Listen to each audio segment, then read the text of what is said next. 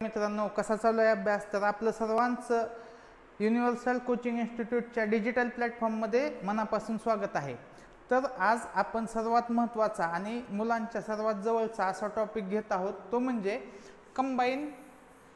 कंबाईनची जी परीक्षा होणार आहे 2024ला. तर त्या परीक्षेबद्दल बोलणार आहोत आणि त्या परीक्षेमध्ये प्री प्लस मेन्सची जी सर्वात महत्त्वाची जी स्ट्रॅटेजी असणार आहे की ज्या स्ट्रॅटेजीमुळं मुलं पास होऊ शकतील परीक्षा. ठीक आहे, कारण की मुलांची जी परीक्षा आत्ता सध्या जी कॉम्पिटिशन लेवल वाढलेली आहे आणि कट ऑफ जे वाढत चाललेले आहेत, जे आधी म्हणजे तुम्ही बघत असाल तर 118 मार्काला PSIचा कट ऑफ लागलेला आहे आधी. पण सध्या क्लर्कचा कट ऑफ ज्यावेळेस जागा क्लर्कच्या 7 ते 8 हजार आहेत, त्यावेळेस क्लर्कचा कट ऑफ आहे 121. म्हणजे लक्षात घ्या की कट ऑफ खूप वाढत चाललेला आहे आणि तो कट ऑफ जर टॅकल करायचा असेल तर आपल्याला आत्तापर्यंतची सगळ्यात पॉवरफुल स्ट्रॅटेजी वापरावी लागेल. ती स्ट्रॅटेजी कोणती असणार आहे आणि त्याचसोबत कन्सेप्ट आणि लॉजिक आपलं काय असायला पाहिजे आणि जे प्रश्न सुटत नाहीत, माहिती नाहीत आपल्याला, ते प्रश्न कसे सोडवायचे, हे सर्व आपण आजच्या लेक्चरमध्ये सांगणार आहोत. तर हा व्हिडिओ शेवटपर्यंत बघा, तुम्हाला नक्कीच फायदा होईल. तर या व्हिडिओमध्ये आपण काय काय सांगणार आहोत तर ते लक्षात घ्या की मुलं जे 0.5 0.25च्या फरकाने जात आहेत, कोण 1 मार्काने, तर त्यांच्यासाठी तर हा व्हिडिओ खूपच महत्त्वाचा आहे. खूप म्हणजे खूप महत्त्वाचा आहे. बघा, 0.25 आणि 0.50च्या कट ऑफने तुम्ही ज्यावेळेस जाता त्यावेळेस तुम्ही इलिजिबल नसता असं नसतं. तुम्ही इलिजिबल आहात, पण तुमची एक छोटीशी मिस्टेक आणि त्याच्यामुळे तुम्ही कट ऑफच्या बाहेर फेकले गेलात. म्हणजे ही छोटीशी मिस्टेक तुम्हाला टाळायची असेल तर तुम्हाला काय करावे लागेल, तुम्हाला कोणत्या गोष्टीकडे फोकस करावं लागेल, तर ते आज आपण जाणून घेणार आहोत. तर हा सेशन शेवटपर्यंत बघा, म्हणजे तुमच्या ज्या काय मनात डाऊट आहेत ते सर्व क्लिअर होतील. तर बघा, MPSCने सध्या जो नवीन पॅटर्न लॉन्च केलेला आहे त्या पॅटर्ननुसार जी प्री आहे, प्रिलिम्समध्ये 20 प्रश्न येतात गणित आणि बुद्धिमत्ताचे, 20 प्रश्न गणित आणि बुद्धिमत्ताचे येत आहेत आणि मेन्समध्ये 20 ते 25च्या रेंजमध्ये गणित आणि बुद्धिमत्ताचे प्रश्न येत आहेत. ठीक आहे, 20 प्रश्न हा आकडा खूप मोठा आहे. 20 प्रश्न येणं म्हणजे 1 तासाचा वेळ, 60 मिनिटाचा वेळ, 60 मिनिटामध्ये आपल्याला जर गणिताचे 20 प्रश्न सोडवायचे तर आपल्याला मिनिमम 20 मिनिटं लागणार. ठीक आहे, आणि मेन्समध्ये ज्यावेळेस 60 मिनिटामध्ये 100 प्रश्न सोडवायचे आणि तुमच्याकडे 20 ते 25 प्रश्न आलेत. बघा, क्लर्कला 22 आले होते आणि याला पण 22 आले होते कंबाईनच्या मेन्सला, तर तिथं तुम्हाला मिनिमम 20 मिनिटं लागत आहेत. म्हणजे उरलेल्या 40 मिनिटामध्ये तुम्हाला 80 प्रश्न सोडवावे लागतात. म्हणजे हे खूपच हेक्टिक बनतं. दुसरी गोष्ट काय होती की ज्यावेळेस आपण पेपर स्टार्ट करतो, पेपरची सुरुवात करतो, त्यावेळेस आपण कोणता सेक्शन घेतो, आपण कधी पण GSचे सेक्शन घेतो आणि शेवटला लास्टला आपण मॅथ्स ठेवतो, जिथं आपण सर्वात मोठी चूक करतो. बघा, लक्षात घ्या, ज्यांचं गणित चांगलं आहे आणि ज्यांना कंबाईनमधून पोस्ट मिळवायचे त्यांनी फक्त एक गोष्ट लक्षात ठेवा, स्टार्ट करायचा ॲप्टिट्यूडपासून म्हणजे मॅथ्सपासून आणि पहिले 15 मिनिट द्यायचे गणित आणि बुद्धिमत्तेला. 15 मिनिटामध्ये तुमचे कमीत कमी 15 ते 16 क्वेश्चन झाले पाहिजेत 20 मधले, आणि हे 15 ते 16 क्वेश्चन करेक्टच आले पाहिजेत. ज्यावेळेस हे 15-16 क्वेश्चन करेक्ट येतील त्यावेळेस तुम्ही लीडने पास व्हाल. तुमच्याकडे लीड असेल, ना की तुम्ही 0.25 आणि 0.50 मार्कांनी फेल होणार. तुमच्याकडे एक 4 ते 5 मार्काचा लीड मिळेल कधी, जर तुम्ही ह्या स्ट्रॅटेजीने गेला.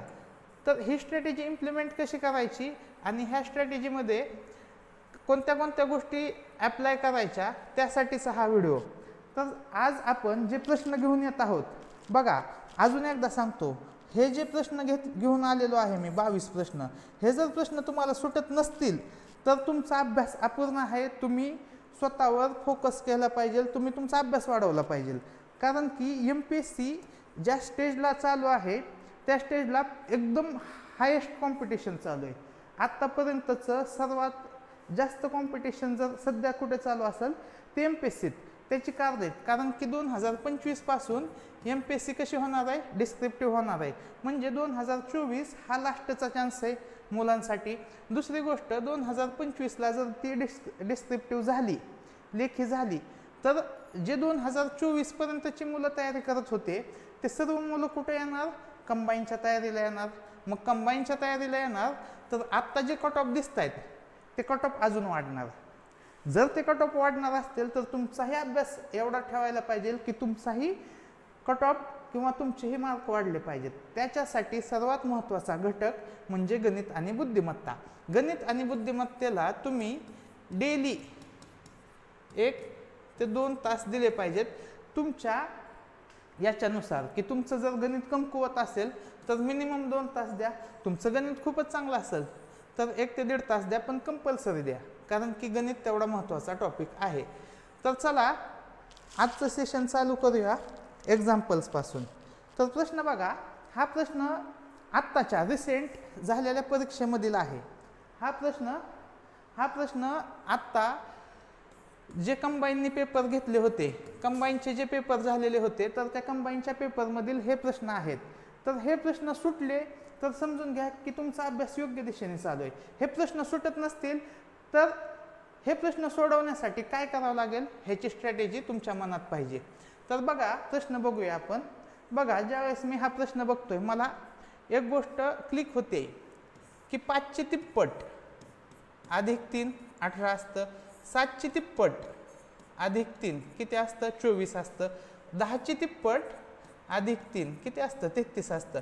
म्हणजे तिप्पट केलेली आहे आणि अधिक 3 केलेला आहे, म्हणजे असा सिक्वेन्स तर मिळालेला आहे आपल्याला, आडवा सिक्वेन्स तर मिळालेला आहे की तिप्पट करा अधिक 3 मिसळा, तिप्पट करा अधिक 3 मिसळा. ठीक आहे, 10ची तिप्पट अधिक 3. मग खालची संख्या कशी मिळवायची ते शोधलं पाहिजे. बघा, हा जो रखाना आहे ह्या मेन किमती आहेत आणि त्यावरून ह्या किमती मिळवलेल्या आहेत 2 नंबरच्या. ज्यात बघा नंबरिंग जर केलं तर जो पहिला 1 2 3 4 5 6 पहिला जो कॉलम आहे त्यावरून आपल्याला दुसऱ्या कॉलमची किंमत निघते, तिसऱ्या कॉलमहून चौथ्या कॉलमची, पाचव्या कॉलमहून 6व्या कॉलमची. तर अशा किमती आपल्याला निघत आहेत. तर बघा त्या किमती कशा काढायच्या. आता लक्ष द्या, येथे काय केलंय 5ची दुप्पट वजा 1 9 आलं. ठीक आहे, मग येथे काय होणार, ज्यावेळेस आपण आडवं जातोय त्यावेळेस काय करतोय 9ची तिप्पट अधिक 3, 9ची तिप्पट किती 27, 27 अधिक 3 किती, किती येईल 30. बरोबर, ह्या सिक्वेन्सने आपण पुढे जाणार. मी तुम्हाला सर्व किमती काढून दाखवतो, पेपरमध्ये फक्त आपल्याला हीच किंमत काढायची होती. तर ही किंमत कशी काढली असती की 10ची दुप्पट, 10ची दुप्पट किती 20 वजा 1 किती झालं 19. मग येथे जर 19 आलं तर येथे काय येईल 19ची तिप्पट अधिक 3 म्हणजेच किती 57 अधिक 3 किती आलं 60.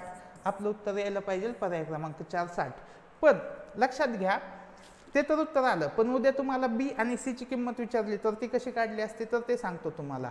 बघा येथे काय येईल 7ची दुप्पट 14 वजा 1 येथे येईल 13, 13ची तिप्पट किती 39, 39 आणि 3 42. तर अशा पद्धतीने हा कॉलम पूर्णपणे भरेल. तर लक्षात घ्या हा पेपर आत्ताच्या रिसेंटच्या कंबाईनच्या पेपरमध्ये आलेला आहे, त्याच्यामुळं अशा टाईपचे प्रश्न येणाऱ्या पेपरमध्ये 100% असणार आहेत. हे प्रश्न 100% रिपीट जर झाले नाहीत तर अशा टाईपचे प्रश्न येणार आहेत. पुढील प्रश्न बघूया आपण. बघा हा वयवारीचा प्रश्न आहे. जॉनचे वय त्याच्या भावाच्या वयाच्या निम्मे आहे. मग जॉन आणि त्याचा भाऊ, जॉनचे वय त्याच्या भावाच्या वयाच्या निम्मे आहे, म्हणजे जॉनचे वय x असलं तर भावाचे वय 2x होईल जर आपण त्याच्या भावाच्या सध्याच्या वयात 2 वर्षाची भर घातली. म्हणजे सध्याचं वय किती आहे, समजा सध्याचं वय y आहे, जर त्या y मध्ये 2 वर्षाची भर घातली तर त्याचं वय किती होईल 2x. ठीक आहे, असं इक्वेशन दिलेलं आहे. जर जॉन 30 वर्षाचा आहे, बघा भावाचं सध्याचं वय किती आहे y आहे, y मध्ये 2 मिसळलं तर 2x होईल. जर आज जॉन 30 वर्षाचा आहे जॉन 30 वर्षाचा आहे, तर त्याच्या भावाचे वय किती? बघा 2x म्हणजे काय होईल 60 बरोबर, y अधिक 2 बरोबर 60, 60 मधून 2 गेलं किती आलं 58, जॉनच्या भावाचं वय आलं 58. तर हा सोपा प्रश्न होता, ऑप्शनवरून गेलो असतो तर लगेच सुटला असता, कारण की 30 आहे, 30च्या दुप्पट एकदम जवळची संख्या कोण आहे 58च आहे. 30ची दुप्पट 60, 60 मधून 2 गेला 58, पर्यावरून गेले असते तर ते आलं असतं. असे पण काही सोपे प्रश्न आहेत की जे आपल्याला 100% मार्क देणार आहेत, ते आपल्याला चुकवायचे नाहीत. पुढील प्रश्न बघूया आपण. एका 30 मुलांच्या रांगेमध्ये पी हा उजव्या टोकापासून चौथा. आता हे उजवे टोक पकडूया आपण. तुम्हाला तुमच्या मर्जीनुसार कोणते उजवे पकडायचे ते उजवे पकडा, कोणते डावे पकडायचे आहे ते डावे पकडा. बघा वरती खाली पण लिहिलं असतं तरी चाललं असतं, म्हणजे मी इथं उजवं आणि इथं डावं असं केलं असतं तरी चाललं असतं, फक्त ऑपोजिट बाजू याव्या हे लक्षात घ्या. एका 30 मुलांच्या रांगेमध्ये पी हा उजव्या टोकापासून चौथा, म्हणजे पी येथून चौथा आहे, येथे आहे पी आणि तो किती नंबरला आहे 4 नंबरला आहे. आणि डब्ल्यू हा डाव्या टोकापासून 10वा आहे. बघा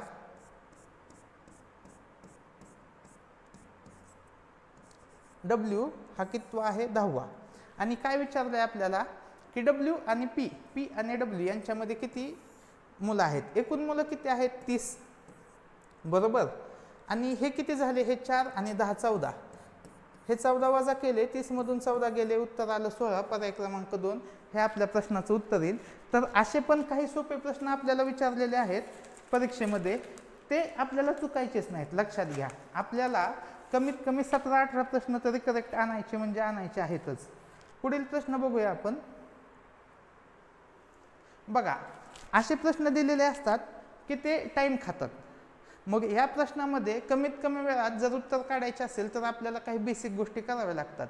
पहिली बेसिक गोष्ट काय करावं लागेल की आपल्याला मोजून घ्यावे लागतील की हे किती अंक आहेत. तर बघा 1 2 3 4 5 6 7,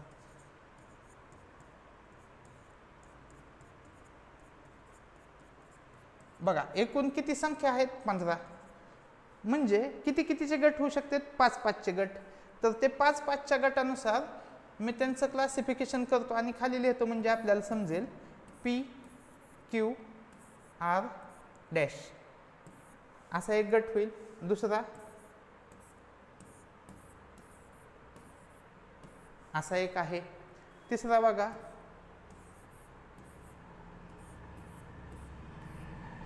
ठीक आहे. अशा पद्धतीची त्यांची ग्रुपिंग होईल. आता अशी ग्रुपिंग झाल्यानंतर आपल्याला पुढची गोष्ट काय करायची आहे की या किमती यामध्ये ठेवून बघायच्या आहेत.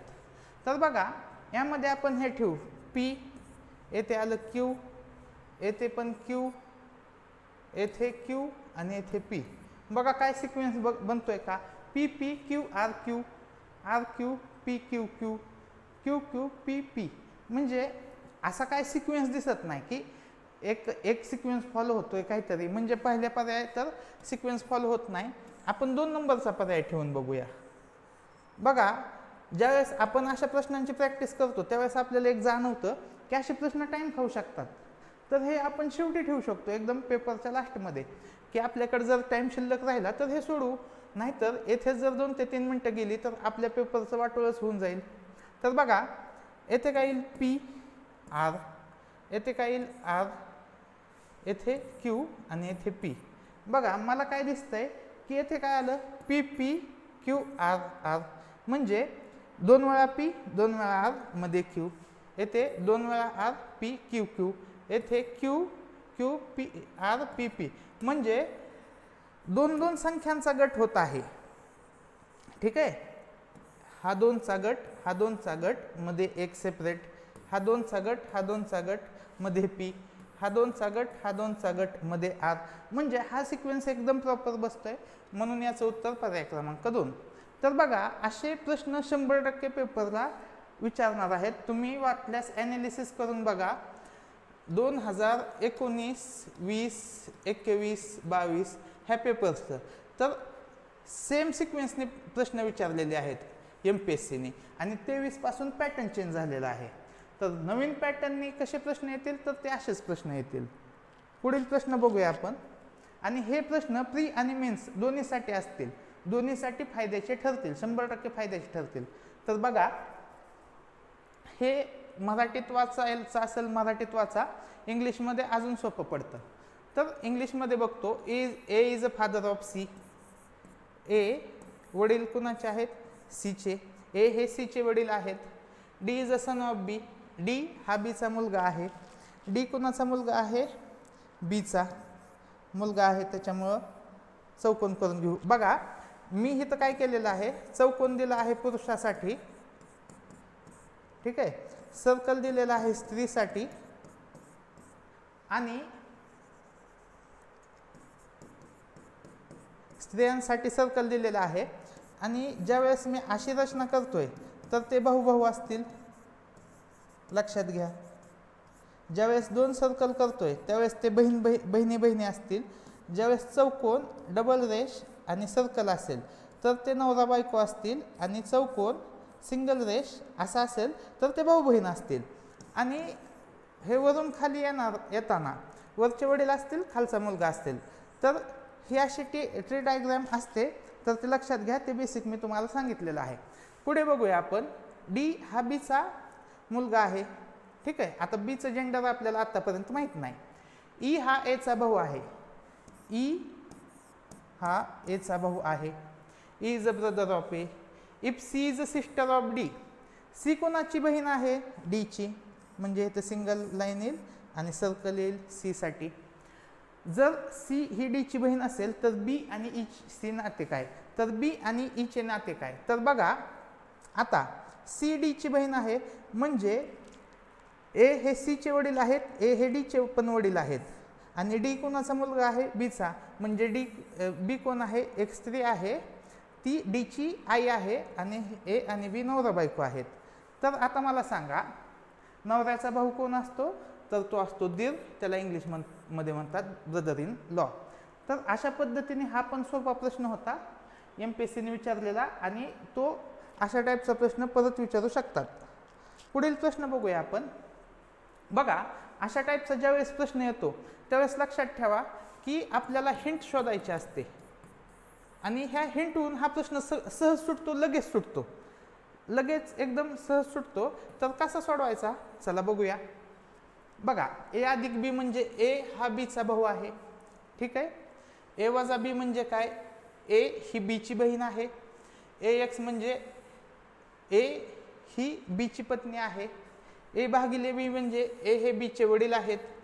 तर खालीलपैकी कोणता पर्याय ओ हा एलचा मुलगा आहे दर्शवतो? ओ कोण आहे? मुलगा आहे एलचा, ठीक आहे. म्हणजे येथील पहिली प्रायोरिटी काय आहे की ओ मुलगा पाहिजे. ओ कोण पाहिजे? मुलगा पाहिजे. म्हणजे ओचं जेंडर आपल्याला 100% माहीत पाहिजे, ठीक आहे. 100% ओचं जेंडर माहीत पाहिजे. तर बघा, ज्यावेळेस आपण पर्याय चेक करूया, मग ओशी रिलेटेड पर्याय बघू. ओ वजा पी. ओ वजा पी चा अर्थ काय की ओ बीची बहीण आहे. ओ कुणाची बहीण आहे? पीची बहीण आहे. तर हे येईल का? नाही येणार, कारण की येथे ओ मुलगी येतोय, म्हणून पहिला पर्याय इलिमिनेट. बघा, सेम तसंच इथं येईल. ओ ही यांची बहीण आहे, म्हणून हा पण पर्याय इलिमिनेट. आता येथे बघा, पी अधिक ओ. पी अधिक ओचा अर्थ काय होतोय की पी हा ओचा भाऊ आहे. पी हा ओचा भाऊ आहे. यावरून ओचं जेंडर कळलं का? ओ मुलगा आहे का मुलगे? नाही समजलेलं, म्हणून हा पण पर्याय इलिमिनेट होतो. शेवटचा पर्याय बघू आपण, ओ अधिक पी. यावरून काय कळतं की ओ हा पीचा भाऊ आहे. ओ कुणाचा भाऊ आहे?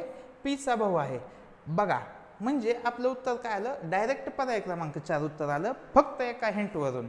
मुलं काय करतात की मुलं प्रत्येकाचा सिक्वेन्स काढत बसतात, आणि ह्या प्रश्नाला जो 1 मिनिटाच्या आत सॉल्व्ह व्हायला पाहिजे येथे 5 ते 6 मिनिटं घालवतात, जेणेकरून तुमचा पेपरच कधी शक्यच नाही की कव्हर होणं. त्याच्यासाठी सांगतोय की अप्रोच बिल्डिंग आणि लॉजिक बुस्टर हे आपण आजच्या लेक्चरमध्ये घेत आहोत, तर ते लक्षपूर्वक बघा, शेवटपर्यंत बघा. पुढील प्रश्न बघूया आपण. आरशातून घड्याळाकडे बघितले असता त्यात 6:30 वाजलेले दर्शवते, तर घड्याळात बरोबर किती वाजले? आता आरशात बघितलंय, आरशात बघितल्यावर आपण काय करतो? 11:60 जी दिलेली वेळ आहे ती वजा करतो. बघा 60मधून 30 गेलं किती आलं 30 आणि 11मधून 6 गेलं किती आलं 5. उत्तर काय आलं 5.5 तास. तर असा एकदम सोपा प्रश्न आहे, पण याचं लॉजिक तुम्हाला माहीत असेल तरच सुटणार, लॉजिक माहीत नसेल तर हा प्रश्नच सुटणार नाही. त्याच्यामुळं ह्या छोट्या छोट्या गोष्टी जरी तुम्हाला वाटत असतील तरी त्या शिकून घेणं महत्त्वाचं आहे. पुढील प्रश्न बघू. खालील इंग्रजी वर्णमाला गट इंग्रजी वर्णमालेतील अक्षरांच्या स्थानांच्या संदर्भात एक विशिष्ट आकृतिबंध तयार करतात. म्हणजे वर्णमालेतील अक्षरांचे जे स्थान आहे, म्हणजे ए हा पहिल्या नंबरला, बी दुसऱ्या नंबरला, म्हणजे हे जे स्थान आहेत त्या स्थानांच्या सिक्वेन्सवर काहीतरी बनवलेलं आहे. या आकृतिबंधावर आधारित खालीलपैकी कोणता पर्याय प्रश्नचिन्हाच्या जागी येईल. तर बघा आपण ABCD लिहून घेऊया, म्हणजे तुम्हाला व्हिज्युअलाइज करणं सोपं जाईल.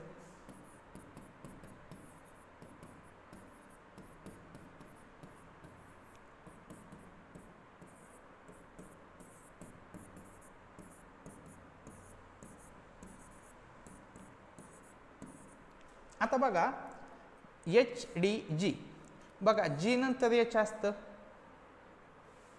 बघा जी नंतर काय असतं H असतं, बरोबर.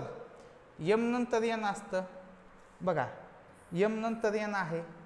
T S नंतर T असतं, S नंतर T आहे.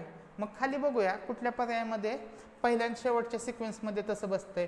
तर बघा शेवटून बघू आपण. R नंतर काय यायला पाहिजे, S नंतर काय यायला पाहिजे, S नंतर T यायला पाहिजे, S नंतर येते R आहे, हे एलिमिनेट होईल. R नंतर काय दिलं Q, R नंतर काय यायला पाहिजे, R नंतर S यायला पाहिजे, येथे दिलंय काय Q, म्हणजे चुकीचं येते. पुढचं बघू. Y नंतर काय यायला पाहिजे Z, Y नंतर काय आहे Zच आहे, म्हणून पर्याय क्रमांक 1. तर असं सहज सोपं लॉजिक होतं.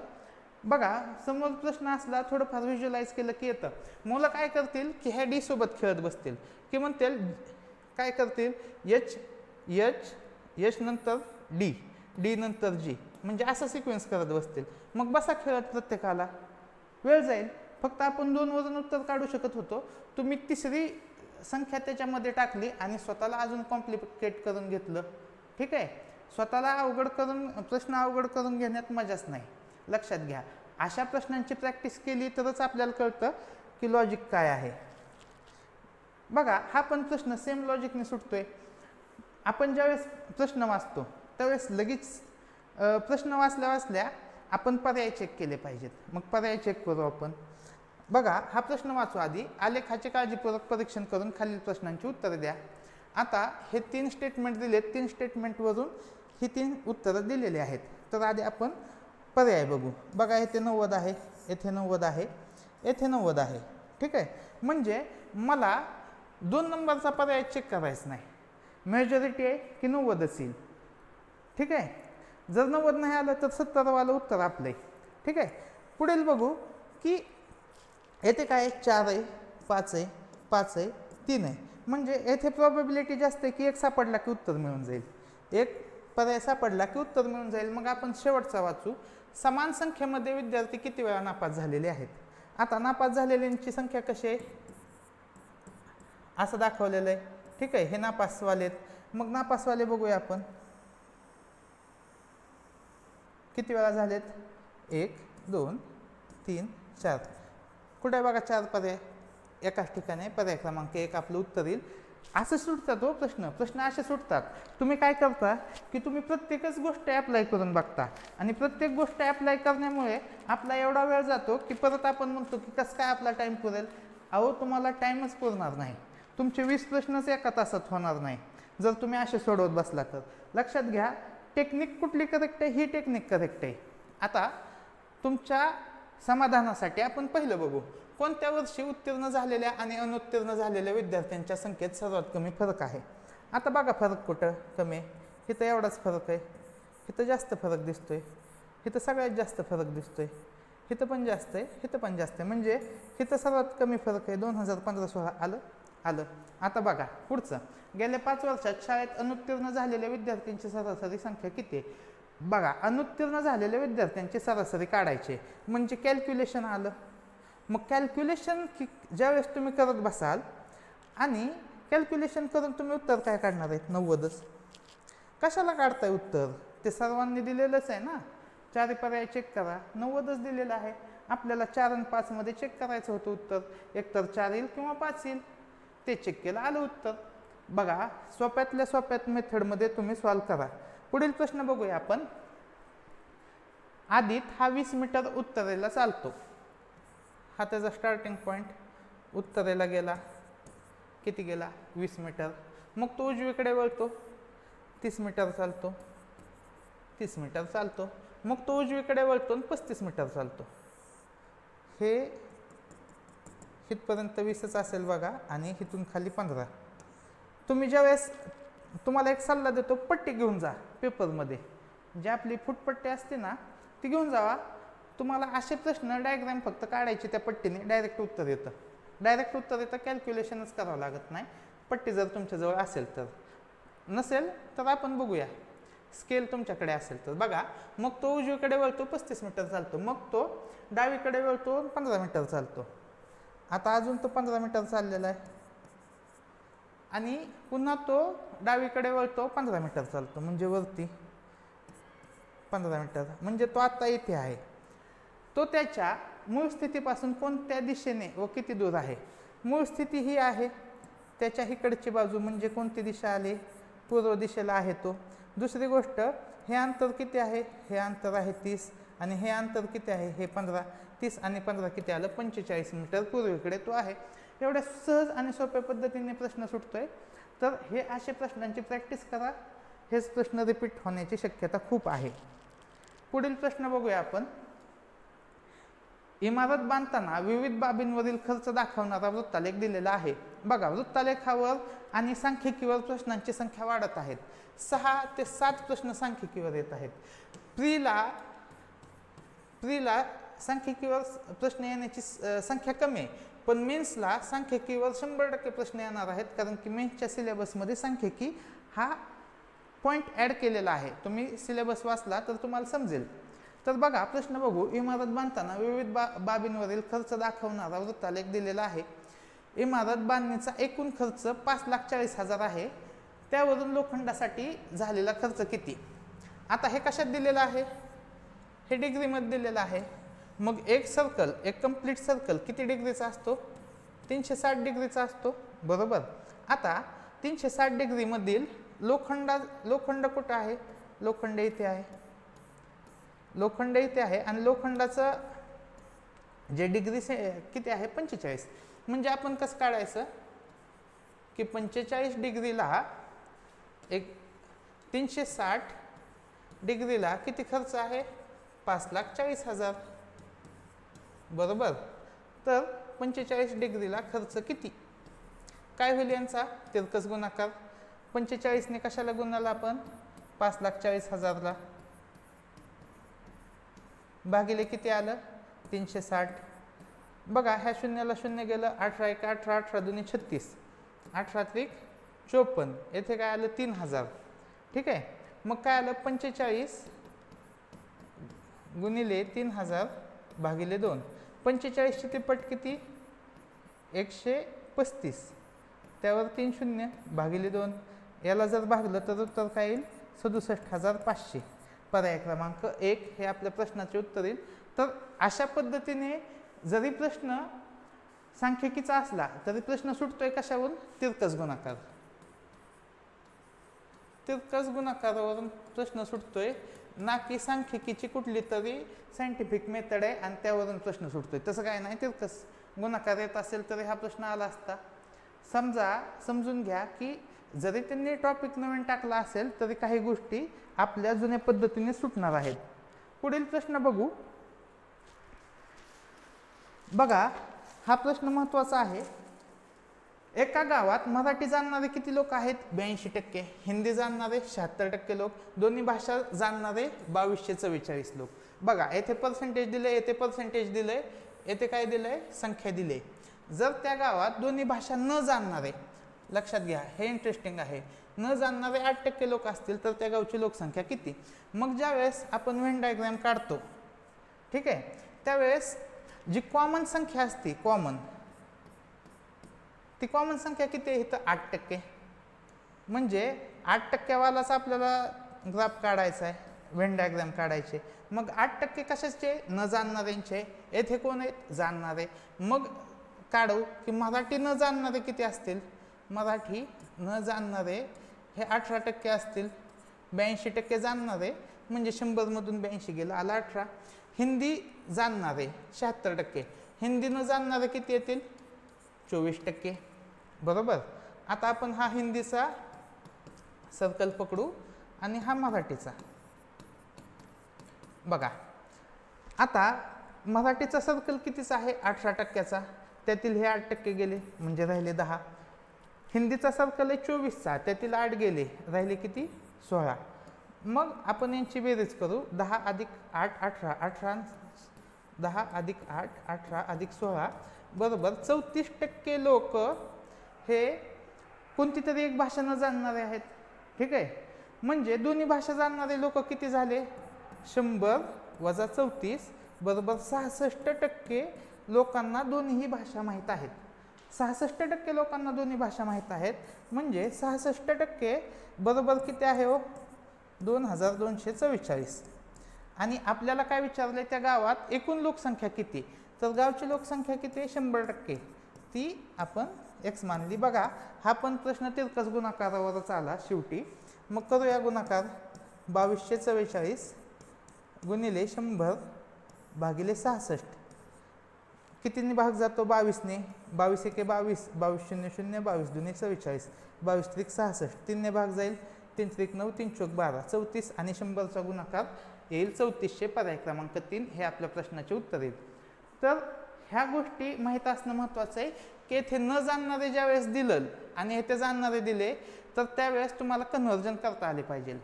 ठीक आहे. वजाबाकी ही या प्रश्नातली सगळ्यात हिडन गोष्ट होती, ती आपल्याला यायला पाहिजे होती. पुढील प्रश्न बघूया आपण. हा प्रश्न हिस्टोग्रामवर आहे. तुम्हाला पहिली तर गोष्ट हिस्टोग्राम काय हेच माहीत नसेल, आणि हिस्टोग्राम जर माहीत असला तर मग परत पर्सेंटाईल काय हे पण माहीत नसेल, आणि पर्सेंटाईल कसं काढायचं ह्या पण गोष्टी माहीत नाहीत. त्याच्यामुळे हा प्रश्न पेपरमध्ये चुकला असता तर मेरिटमध्ये फरक पडला नसता. लक्षात घ्या की ह्या प्रश्नामुळे मेरिट नाही डिसाईड झालं, पण समजून घ्या की हा प्रश्न ज्याला आला तो मेरिटमधून नाही कट ऑफमधून एकदम पुढे गेला. समजतंय का? की ज्याला हा प्रश्न आला तोला बेनिफिट मिळाला ना. मग हा प्रश्न कसा सोडवायचा हे आपल्याला आलं पाहिजे. तर बघा ज्यावेळेस हिस्टोग्रामचा प्रश्न येतो त्यावेळेस आपण काय करायचं असतं की ह्या ज्या संख्या दिलेल्या आहेत ह्या सर्वांची करायची असते बेरीज. मग करूया बेरीज. 12.5 अधिक 8 अधिक 15 अधिक 7.5 अधिक 2 3 1.5 आणि 1. बेरीज करून घेऊया आपण. 2 आणि 3 5, 5 आणि 15 20, येथे आलं 20. 12.5 आणि 7.5 येथे पण 20 आलं. ठीक आहे. 20 आणि 20 40, 40 8 आणि 1 9 आणि 1 10 आणि वरचं 0.5 म्हणजे यांची बेरीज किती आली? 50.5. ठीक आहे. ह्या सर्वांची बेरीज किती आली? 50.5. आपल्याला किती पर्सेंटाईल विचारले? 80. तर काय करायचं? 50.5 ला 80/100 ने गुणायचं. 50.5 ला 80/100 ने गुणायचं. हा शून्य जाईल, हा पॉईंट जाईल आणि आपण गुणाकार करूया ह्यांचा. 8×5 40, शून्य येईल, 8×5 40. ठीक आहे. भागिले किती आलं? 100.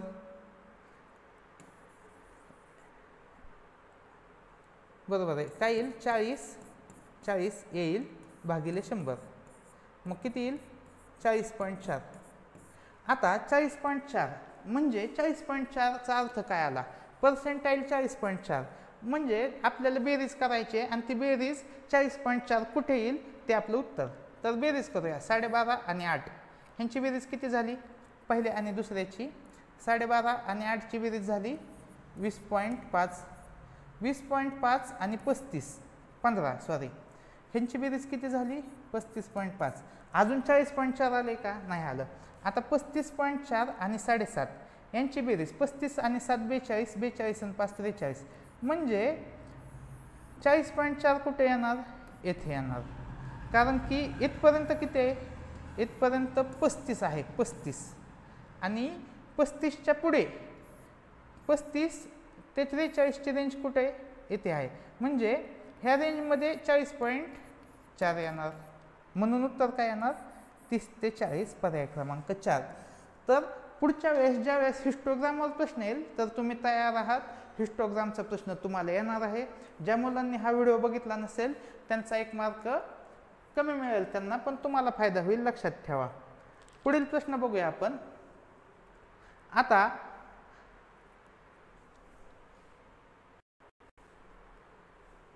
अशा प्रश्नांमध्ये, हे प्रश्न तुम्ही वाचून घ्या. अशा प्रश्नांमध्ये एक हिंट असते. ती हिंट काय असते की 2 पर्याय सारखे असतात, तिसरा पर्याय म्हणजे जे चुकवायचे आहेत ते 2 पर्याय सारखे असतात. तर बघा, पर्याय जर वाचले तर आपल्याला ते समजते. चाचणी मालिकेत निकिताने राहुल व विकासपेक्षा जास्त गुण मिळवले. ठीक आहे. चाचणी मालिकेत विकासने राहुल व निकितापेक्षा कमी गुण मिळवले. आता इथं काय म्हणलंय? विकासने कमी गुण मिळवले. आणि शेवटच्या पर्यायात काय म्हणलंय? चाचणी मालिकेत निकिता व राहुल या दोघांनीही विकासपेक्षा कमी गुण मिळवलेत. ठीक आहे. म्हणजे पर्याय क्रमांक 2 च्या ऑपोजिट पर्याय पर्याय क्रमांक 4 आहे. मग लक्षात घ्या, उत्तर आपलं 2 किंवा 4 मधलं आहे. हे झालं एकदम लास्ट मोमेंटला. तुमच्याकडे टाईमच नाही त्यावेळेस फक्त पर्याय वाचून उत्तर द्यायचं असेल तर तुम्ही पर्याय 2 किंवा पर्याय 4 मधलं उत्तर तुम्हाला मारायला पाहिजे. मग पर्याय 2 आणि पर्याय 4 मधलं जर उत्तर मारायचं आहे तर तुम्हाला काय चेक करायचं आहे की निकिता आणि विकासचे मार्क किंवा राहुल आणि विकासचे मार्क, ना की ह्या तिघाचे मार्क मोजत बसायचे, दोघांचेच मार्क मोजायचे. ही दुसरी अप्रोच अजून उत्तराच्या जवळ. आणि 100% उत्तर काढायचं आहे तर ते कसं काढायचं चला बघूया. तर आपल्याला काय दिलं आहे की यांचे मार्क शोधायचे. चाचणी 1, चाचणी 2, चाचणी 3, चाचणी 4. तर विकासचे मार्क बघू. विकासला पहिल्या चाचणीत किती आहेत? 60. मग किती आहेत? 50. मग किती आहेत? 60. आणि मग किती आहेत? 80. मग करूया 60 अधिक 50 अधिक 60 अधिक किती? 80. किती बेरीज येईल बघा विकासच्या गुणांची? 6 6 12, 12 8 20, 20 आणि 5 25, 250 येईल. म्हणजे विकासला 250 गुण आले. आता निकिताचे गुण बघूया. तर निकिताला इथे 40, 60, 80 आणि 60. 40, 60, 80 आणि 60. किती येईल बेरीज? 100, 180 आणि 60, 240. याची बेरीज आली 240. म्हणजे विकासला जास्त गुण आहेत निकितापेक्षा. मग इथंच कळते बघा, विकासपेक्षा निकिताला गुण कमी आहेत. ठीक आहे. म्हणजे बाकीचे पर्याय इलिमिनेटर झाले. हाच उत्तर आलं पर्याय क्रमांक 4. अजून वाटल्यास चेक करू राहुलचे पण गुण. तर बघा 70, येथे आलं 70, येथे पण 70, येथे 50 आणि येथे किती? 40. किती गुण येतील? 7 आणि 7 14, 14 आणि 5 19 आणि 4 23. म्हणजे सर्वात जास्त गुण कोणाला मिळालेत? विकासला. मग उत्तर काय येईल? पर्याय क्रमांक 4. तर अशा लॉजिकने जावा, टाइम कमी लागेल आणि प्रश्न पण लवकर सुटेल. पुढील प्रश्न बघूया आपण. हा प्रश्न बघा, पेपरमध्ये थोडंफार जरी तुम्हाला घातांक येत असेल तर ह्या प्रश्नाच्या नादी लागा, नाहीतर पेपरमध्ये या प्रश्नाच्या नादी लागू नका. चांगला सल्ला देतोय, कारण की हा प्रश्न किती वेळ घालवेल तुमचा हे तुम्हाला समजणार नाही. ठीक आहे. आता प्रश्न बघूया आपण. हा प्रश्न कसा सोडवला आपण? 4चा b वजा 4चा b वजा 1 बरोबर 24. आता संपूर्ण फोकस आपला येथे पाहिजे. हे 24 जाऊ द्या. ह्यातून काय करता येईल? तर याचा अर्थ काय असतो सांगतो. 4चा b वजा 1 घात म्हणजेच काय? 4चा b भागिले 4. कळलं? मग येथे ते आपण लिहून घेऊया. 4चा b घात वजा 4चा b भागिले 4. मग आता मला कॉमन काढायचं आहे. जर मला कॉमन काढायचं आहे तर मला छेद समान लागेल. तर मी इथं 4 लिहील आणि इथं अधिक 1 लिहील. बरोबर? हे मला करावं लागेल. मग ज्यावेळेस मी असं करेल त्यावेळेस आता मला संख्या कॉमन निघेल. काय कॉमन निघेल? 4चा b घात आणि आतमध्ये काय येईल? येथील 4 किंवा हे असं लिहिण्यापेक्षा 4 गुणिले 4 असं लिहा, म्हणजे तुम्हाला ते समजायला सोपं जाईल. 4 गुणिले 4चा b घात, हे 4ला 4 जाईल. मग आता 4b कॉमन घेतलं तर इथं 4b आलं, हे 4b कॉमन आलं आणि इथलं पण 4b गेलं, आतमध्ये काय येईल -1 भागिले किती 4 बरोबर किती 24. हां, आता हे 4 इकडं जाईल. आता आपण 4 आणि 4 वजा 1 किती होईल 3, म्हणजे 4b बरोबर 24 गुणिले 4 भागिले किती येईल भागिले 3 येईल बरोबर.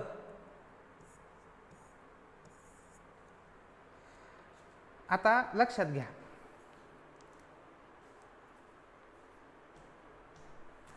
घ्या, हे इथपर्यंत आपण आलोय. मग 4चा b घात आहे, हे वरती, सॉरी हे खाली लिहिलंय मी, हे वरती लिहा. तर येथे काय आलं 4ची पॉवर b बरोबर 8 चौक 32 असं आलं. आता 4ची पॉवर b बरोबर 32 म्हणजेच 4 म्हणजेच काय की 2चा दुसरा घात, म्हणजे 2चा 2b बरोबर असं येईल. ते किती येईल 32 म्हणजेच काय 2चा 5वा घात असतो, म्हणजेच 2b ची किंमत किती आली 5 आणि b ची किंमत किती आली 5/2. मग ह्या किमती आपल्याला मिळालेल्या आहेत ह्या इक्वेशन नंतर. ह्या किमती आपण येथे ठेवू. आता 2b म्हणजे किती आहे 5 आणि b म्हणजेच काय आहे 5/2. मग आता इथून पुढे कसं लिहायचं बघा, 5चा कितवा घात आहे 5वा, मग 5 वेळा 5 लिहू आणि 5चा भागिले दुसरा घात, म्हणजे येथे आलं वर्गमूळ. मग हे बाहेर पडताना कसं पडेल 2 वेळा 5 बाहेर पडेल आणि हे सिंगल राहिलेलं 5 आतमध्येच राहील. मग किती येईल 25√5. पर्याय क्रमांक 2 हे या प्रश्नाचे उत्तर येईल. जर तुम्हाला याचे बेसिक माहीत असतील तर या प्रश्नाला हात लावा, नाहीतर हा प्रश्न सोडवू नका, परीक्षेमध्ये घात होईल. हा प्रश्न बघूया. बघा, हा प्रश्न आयोगाने कॅन्सल केलेला आहे, कारण की या प्रश्नाचे उत्तर येथे नाही आणि हा प्रश्न पण चुकीचा आहे. तर हा प्रश्न कसा सोडवला असता ते मी सांगतो. उत्तर जरी चेंज असेल तरी आपण प्रयत्न करूया. a चे 30% बरोबर 0.25. a चे 30% म्हणजेच काय 30/100a बरोबर 0.25. हे 100 इकडं जाईल, हे 25 होईल आणि हे 30 खाली येईल. a ची किंमत काय आली 25/30. परत 5 ने भाग देऊया, 5 × 5 5 × 30, म्हणजे a ची किंमत किती आली 5/6. आता b बरोबर काय आहे c/5. आता a आणि b चं कुठं कनेक्शनच नाही. a आणि b चं कनेक्शन आहे का कुठंच कनेक्शन दिलेलं नाही. मग a b c कसं काढू शकत नाही आपण, म्हणून हा प्रश्न कॅन्सल झालेला आहे. ठीक आहे, पुढील प्रश्न बघूया. येथे काय पाहिजे होतं, येथे b पाहिजे होतं. येथे जर b असतं तर कसं सोडवलं असतं बघूया आपण. येथे b असतं तर b ची किंमत इथं किती आलं असतं 6a बरोबर 5b असं आलं असतं बरोबर. आणि येथे किती आहे 5b बरोबर c, म्हणजे येथे आलं असतं c. आता अशा वेळेस ज्यावेळेस सिक्वेन्स येतो 6a 5b आणि c, त्यावेळेस आपण काय करायचं गुणाकार करायचा आणि तो गुणाकार सगळ्यांचा सेम येतो का चेक करायचं. तसं आलं की ते उत्तर येऊन जाईल. ठीक आहे, म्हणजे हा प्रश्न चुकीचा होता, त्याच्यामुळं आपण जरी सोडवला तरी कुठंतरी त्रुटी राहणार आहे प्रश्नामध्ये. हा प्रश्न बघूया आपण. मोटार गाडी A 60 km/तास वेगाने धावते, तर मोटार गाडी B 75 km/तास वेगाने धावते. A चा स्पीड किती आहे 60, B चा किती आहे 75. मग रिलेटिव्ह स्पीड किती, रिलेटिव्ह स्पीड किती 75 वजा 60 म्हणजे 15 km/तास हा रिलेटिव्ह स्पीड आला बरोबर. मोटार गाडी A ही मोटार गाडी B च्या 60 किलोमीटर पुढे गेली, म्हणजे किती किलोमीटर पुढे गेली 60. 60ला कितीने भागायचं रिलेटिव्ह स्पीडने 15ने. 15ने 60ला भागलं काय उत्तर आलं 4 किलोमीटर प्रति 4 तास उत्तर येईल. पर्याय क्रमांक 2 हे या प्रश्नाचे उत्तर येईल. एकदम सोपा प्रश्न, 1 मिनिटाच्या आत सुटणारा पुढील प्रश्न बघूया. हा प्रश्न अवघड वाटत असला तरी खूप सोपा आहे. बघा हा प्रश्न कसा सोडवायचा हे फक्त बघून घ्या की 0.307 ला आपण ए मानू. ठीक आहे. मग 3.07 ला आपण काय मानणार 10A. समजतंय. मग येथे बघा ह्याची ही 10 पट आहे त्याच्यामुळं आपण 0.00193 ला आपण बी मानू. मग 0.0193 काय असेल 10B. मग आता ह्या किमती आपण ह्या इक्वेशन मध्ये ठेवूया. येथे काय येईल 10A चा वर्ग अधिक 10B चा वर्ग भागिले हे काय आहे A चा वर्ग अधिक B चा वर्ग बरोबर. 10A चा वर्ग काय आला 100A वर्ग अधिक 100B वर्ग भागिले A वर्ग अधिक B वर्ग. आता 100 कॉमन निघेल. 100 कॉमन निघलं तर आलं काय A वर्ग अधिक B वर्ग भागिले A वर्ग अधिक B वर्ग. ह्या कंसाला हा कंस जाईल आणि उत्तर काय येईल 100. पर्याय क्रमांक ए. तर असा सहज सोपा प्रश्न होता. फक्त कसं मांडणी करायची हे आपल्याला आलं पाहिजे होतं. पुढील प्रश्न बघूया आपण. एक दुकानदार 10 रुपयाला 15 आंबे खरेदी करतो. मग खरेदी करताना कसं करतोय तो येथे रुपये येथे आंबे. 10 रुपयाला 15 आंबे खरेदी करतोय आणि विक्री करताना कसं करतोय तो दुकानदार 15 रुपयाला 10 आंबे विकतोय बरोबर. मग त्याला शेकडा नफा किती. मग अशा टाईपच्या एक्झाम्पलमध्ये काय करायचं असतं जे आंबे आहे जो घटक आपण विकतोय तर तो समान पाहिजे. बघा येथे 15 आहे हे ते 10 आहे. 15 आणि 10 चा आपण काय करू की लसावी काढू किंवा 15ला 10 ने गुणू आणि 10ला 15 ने गुणलं. मग 15ला जर 10 ने गुणलं तर ह्या 10ला पण 10 ने गुणावे लागेल आणि 10ला 15 ने गुणलं तर ह्या 15ला पण 15 ने गुणावे लागेल. मग येथे किती येईल 100.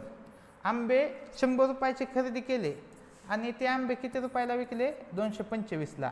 म्हणजे 100 रुपयाच्या मागं त्याने किती रुपये मिळवले 125. पर्याय क्रमांक 4 हे आपल्या प्रश्नाचं उत्तर आलं. तर अशा पद्धतीने सोडवलं तर ते लगेच सुटतं. आणि तुमच्याकडे काय नवीन टेक्निक असेल तर ती पण तुम्ही अप्लाय करू शकता. पुढील प्रश्न बघूया आपण. आता हा प्रश्न. आता या प्रश्नाचे उत्तर तोंडी आलं पाहिजे. या प्रश्नाचं उत्तर कसं असतं बघा 5.5 अधिक 2 वर्गमुळात. वर्गमुळात 5.5 अधिक 2 उत्तर येतं 7.5. हे माहीत असलं तर. जर हे माहीत नसेल तर हा प्रश्न कसा सोडवायचा ते सोडवून दाखवतो. बघा √x अधिक 1/√x चा करायचा आपण वर्ग. ठीक आहे. कारण की येथे वर्ग संख्याच दिलेली आहे. मग आता याचा वर्ग काय येईल √x चा वर्ग अधिक 2 गुणिले √x छेद 1/√x अधिक 1/√x चा वर्ग. मग येथे काय येईल x. याला हे कॅन्सल होईल. येथे आलं 2 येथे आलं 1/x बरोबर. मग x अधिक 1/x अधिक 2. आता ह्याची किंमत किती आहे 5.5 आणि ही किती आहे 2. म्हणजे √x अधिक 1/√x चा वर्ग 5.5 अधिक 2 आहे. वर्गमूळ काढूया आपण. ह्याचं वर्गमूळ जर काढलं तर इथं काय येईल हे वर्गमुळात जाईल 5.5 अधिक 2 उत्तर येईल 7.5. जर ही गोष्ट माहीत असेल तर तुमचं लगेच उत्तर आलं असतं. नसेल माहीत तर तो प्रश्न असा सोडावा लागत होता. पुढील प्रश्न बघूया आपण. बघा 4 पुरुष एक काम 8 दिवसात पूर्ण करतात. तेच काम 8 स्त्रिया 16 दिवसात पूर्ण करतात. हेच काम 4 पुरुष व 4 स्त्रिया किती दिवसात पूर्ण करतील. तर लक्षात घ्या 4 पुरुष आहेत 8 दिवसात काम पूर्ण करतात. मग 16 दिवसात काम पूर्ण करण्यासाठी किती पुरुष लागले असते 4च्या निम्मे. म्हणजे 2 पुरुषांनी 16 दिवसात काम केलं असतं. म्हणजे आपल्याला काय कळतंय की एक पुरुष हा 4 स्त्रियांनी इतकं काम करतो. एक पुरुष हा 4 स्त्रिया इतकं काम करतो. मग इथं काय येईल, 4 पुरुष आणि 4 स्त्रियाच्या बदल्यात आपण काय लिहू शकतो, एक पुरुष. म्हणजे 4 आणि 1 किती, 5. म्हणजे 5 पुरुषांना किती दिवस लागतील, असा प्रश्न येईल. मग आपण त्यावेळेस काय करतो, 4 आणि 8चा गुणाकार, 4 गुणिले 8 भागिले किती, पुरुषांची संख्या 5, 32 भागिले 5 बरोबर 6.2/5 दिवस. पर्याय क्रमांक 4 हे आपल्या प्रश्नाचे उत्तर येईल. हे झालं या लॉजिकने. तुम्हाला अजून एका पद्धतीने सोडवून देतो जे तुम्हाला समजेल. तर बघूया.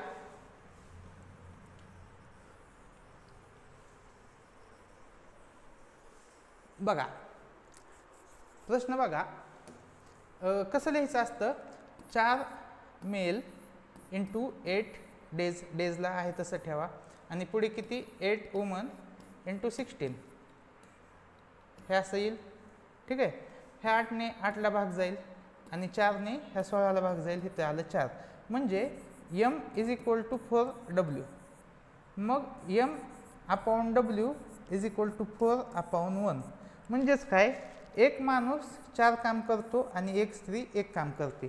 म्हणजे माणसांचा कामाचा वेग किती आला, 4, आणि स्त्रियांचा कामाचा वेग किती आला, 1. ही एक मेथड आहे. मग माणसं एका दिवसात 4 काम करतात, तर 8 दिवसामध्ये माणसं किती काम करतील, 4 गुणिले एक माणूस किती काम करतोय, 4, 4 गुणिले 4 गुणिले 8 एवढं येईल. बरोबर. आणि त्याला भागिले काय येईल, तिथलं पुरुषांची संख्या 4 गुणिले 4 आणि स्त्रियांची 4. म्हणजेच किती आलं बघा, भागिले 4 × 16 = 5, 20. 4ने भाग जाईल, हे ते आलं 5, परत येईल 32/5. उत्तर येईल पर्याय क्रमांक 4. तर अशा कोणत्याही पद्धतीने तुम्ही सोडवू शकता. तुमचं अंडरस्टँडिंग कसं आहे त्याच्यावर हा प्रश्न वेळ खाईल. तुमचं अंडरस्टँडिंग जर कमी असेल तर हा प्रश्न खूप वेळ खाईल. हा प्रश्न बघा, या प्रश्नाचं डायरेक्ट उत्तर पण मारता येते. डायरेक्ट उत्तर कसं देईल मी, बघा, ज्यावेळेस मला वर्तुळाचा परिघ काढायचा आहे, वर्तुळाचं येथे काय विचारलंय, शेवटी बघा, रेखांकित भागाचे क्षेत्रफळ किती, म्हणजे ह्या भागाचं क्षेत्रफळ काढायचं आहे. मग ह्या भागाचं क्षेत्रफळ काढताना मी कसं काढेल, पूर्ण वर्तुळाचे क्षेत्रफळ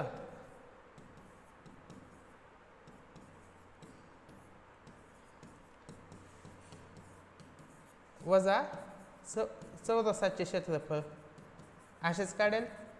हां, असं काढेल. मग वर्तुळाचं क्षेत्रफळ काय असतं, πr², आणि चौरसाचे क्षेत्रफळ पण काय असतं की बाजूचा वर्ग. ठीक आहे. आता ज्यावेळेस मी एखाद्या संख्याचा वर्ग करतोय तर वर्गमुळात संख्या येईल का, नाही येणार, वर्गाच्या बाहेर येईल. येथे पाय आहे, येथे पाय आहे का, नाही. मग पायमधून पाय कॅन्सल होईल का, नाही.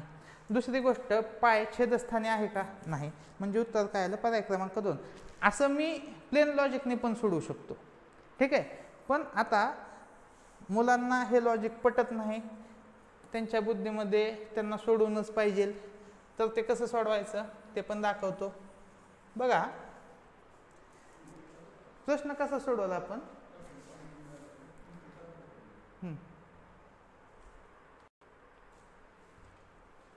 तर पहिल्यांदा काय करायला आपण की आपल्याला काय दिलेलं आहे बघा, आपल्याला दिलेलं आहे वर्तुळाचा परिघ.